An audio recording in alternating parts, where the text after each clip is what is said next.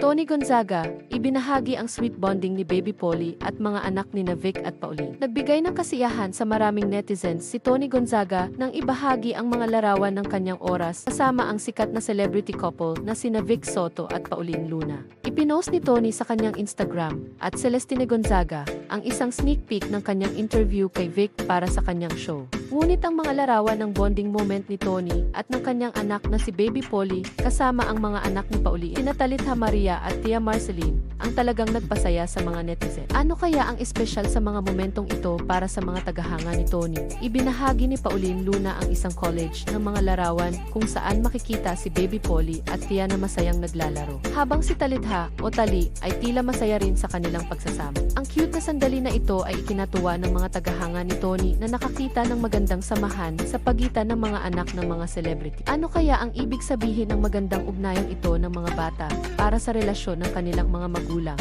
Ang mga post ni Tony ay hindi lamang nagbigay saya sa kanyang mga taga-subaybay, kundi nagpasik rin ng excitement para sa kanyang upcoming interview kay Vic Soto. Nagpasalamat si Tony kay Vic o Bossing sa kanyang Instagram at maraming netizens ang hindi na makapaghintay na makita ang mga detalye ng interview. Ang mga cute na larawan ng bonding ng mga bata ay nagbigay ng ingay sa social media. Kaya naman maraming tao ang excited na makita ang behind the scenes ng kanilang interaction. Ano kaya ang aasahan ng mga tagahanga sa interview na ito kay Vic?